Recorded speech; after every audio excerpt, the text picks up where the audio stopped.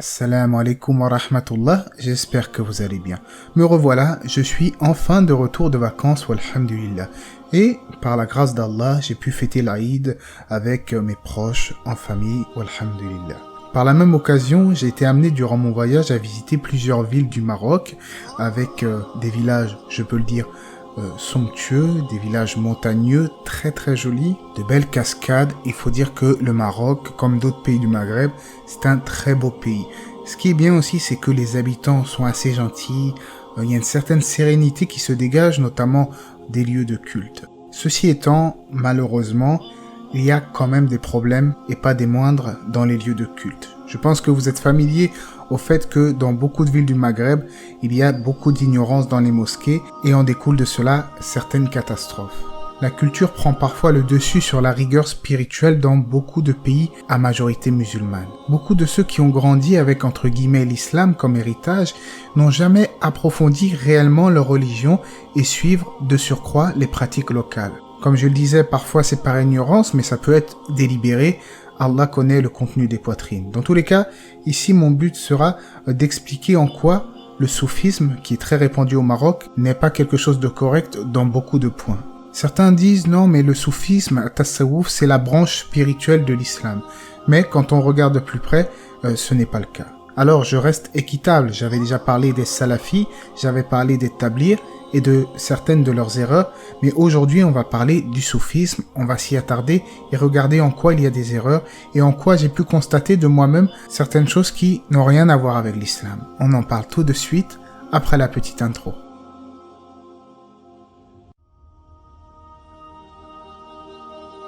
Certains pourraient s'étonner que je fasse certaines critiques sur ma chaîne où je parle beaucoup de spiritualité, beaucoup de questions existentielles. Seulement, il est parfois bon de montrer du doigt les erreurs qu'il y a dans la communauté.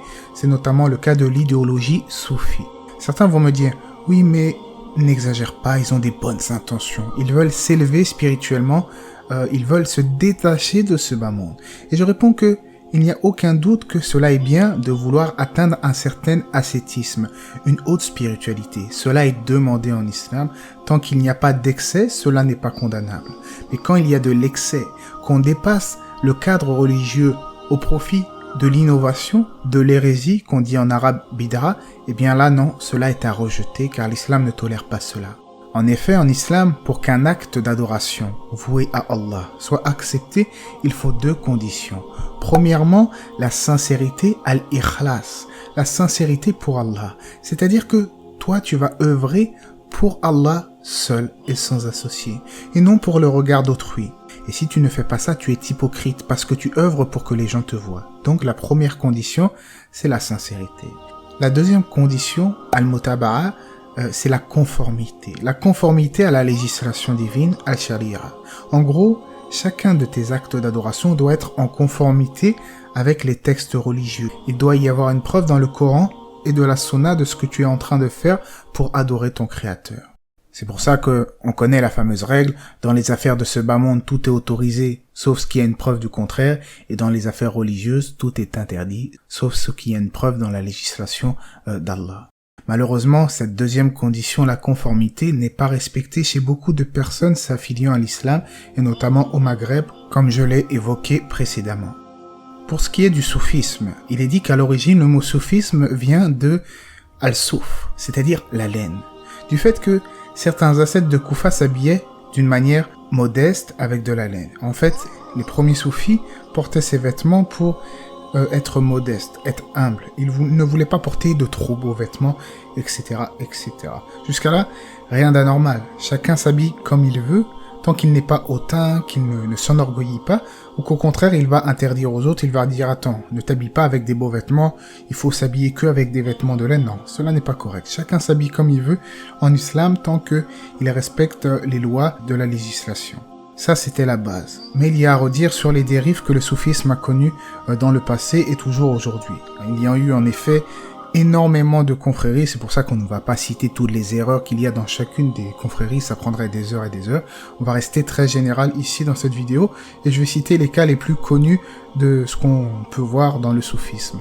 En effet, il y a certains soufis qui ont des croyances très dangereuses, notamment celle du wahdatul wujud, c'est-à-dire l'unicité de l'existence. On dit parfois en français le panthéisme. C'est une croyance bizarre, très étrange, une croyance qui est de shirk, de polythéisme majeur. Cette croyance dit que Allah serait partout. Il ne serait pas au-dessus de sa création, non, il serait partout de par son essence. Cela voudrait dire que toi-même qui m'écoutes, tu es Dieu. Moi-même, je suis Dieu puisque Dieu est une entité qui regroupe toutes choses. Et cela n'est pas la croyance du musulman, cela n'est pas correct, cela est très grave. Et c'est une croyance qui fait sortir de l'islam. Wala yadu billah. Il ne faut pas avoir cette croyance. D'ailleurs, on avait parlé du groupe Tabligh, on a vu que certaines de leurs erreurs ont un lien parfois étroit avec ce genre de croyance, puisque leur définition de la ilaha illallah suppose une forme de panthéisme, puisqu'ils disent renier les causes, que si je te tape avec le bâton, c'est pas moi qui t'ai tapé, c'est Allah directement. Ils ont certaines formes de dérive, on ne pourra pas dire forcément que de manière générale, ils croient en ça, mais ils sont influencés par les tariqas soufis. On a aussi, et cela est peut-être familier pour certains d'entre vous, l'exagération. La vénération excessive qu'ont certaines personnes envers les hommes pieux qu'ils appellent les saints. En effet, dans beaucoup de pays du Maghreb, par exemple, certains individus vont vouer un véritable culte à des êtres humains. Ils vont même aller jusqu'à faire des sacrifices pour eux, alors que ce sont des créatures d'Allah. Des créatures comme toi et moi. Pourquoi adorer autre avec Allah? Même si la personne de son vivant, elle était pieuse, tu n'as pas à tourner autour de sa tombe, à faire des sacrifices pour lui. Cela est du shirk, c'est du polythéisme majeur. En islam, seul Allah, le créateur, mérite l'adoration. Nul autre en dehors de lui ne doit être adoré, même un ange, même un prophète, même le prophète Mohammed alayhi salatu wassalam, dernier guide pour l'humanité, il ne mérite pas une quelconque adoration. On ne doit adorer personne en dehors de Dieu. Le fait d'adorer avec Allah, autre que lui, cela fait sortir de l'islam. Combien même tu ferais tes 5 salats pour Allah, combien même tu jeûnerais le mois de Ramadan pour Allah, si à côté de cela, tu lui associes quelqu'un ou quelque chose dans l'adoration, eh bien cela est du shirk qui annule ta religion. Alors je sais que dans certaines régions, l'ignorance est tellement profonde que certains n'ont peut-être pas forcément conscience de leurs excès, on ne leur a peut-être pas établi la preuve. Donc ici, on va s'abstenir de dire il faut excommunier les gens. Moi, je n'excommunie personne, mais de manière générale, je dis tel acte est un acte de polythéisme. Il faut s'en éloigner pour préserver son islam. Il faut prendre garde à cela. Le soufisme, tel que nous le connaissons aujourd'hui, est une branche qui n'est pas islamique à de nombreux égards. C'est pour cela qu'il faut conseiller ces gens avec bienveillance, même si, il faut le dire, malheureusement, beaucoup n'acceptent pas le conseil. Ils ont grandi avec cela, ils ne veulent pas parfois recevoir de conseils. Ils pensent que nous, on ne connaît pas la religion, on est trop jeunes, ils ont grandi avec ça. Malheureusement, qu'Allah les guide, c'est devenu quelque chose de très grave dans ce genre de pays.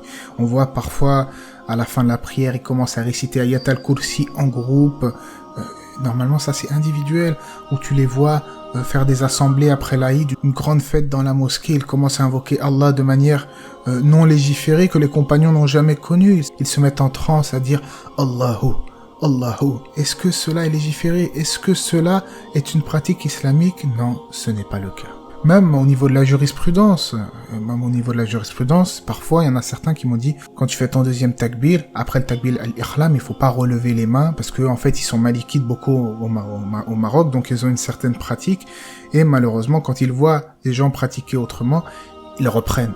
Alors que eux-mêmes, malheureusement, sans vouloir être méchants, ils n'ont jamais parfois ici approfondi leur religion. Donc d'un côté, parfois il y a des jeunes qui vont apprendre, par exemple, selon certains savants saoudiens, qui vont aller reprocher à ces gens-là, non, il faut pas prier comme ça, et autant eux aussi le font, et ça crée des clans. C'est pas comme ça, le musulman, il est dans le juste milieu, il dit, chacun fait ses recherches, chacun cherche la vérité, il y a parfois des écoles de jurisprudence selon les pays, mais on doit toujours chercher la vérité, c'est ce qui prime sur toute autre chose.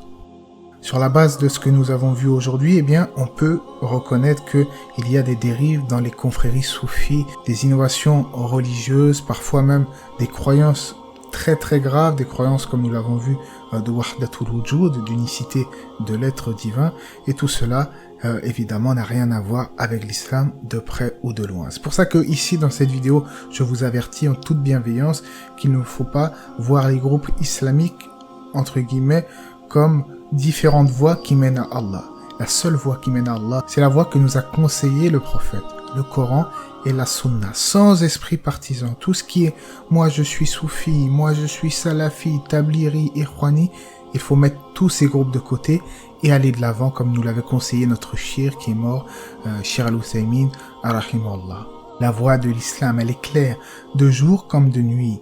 C'est le Coran et la Sunna purifiée de notre prophète Mohammed, alayhi salatu wassalam. D'ailleurs, en parlant de notre prophète, je vais vous préparer une petite vidéo sur quelques citations qui le concernent. Je vous tiendrai au courant.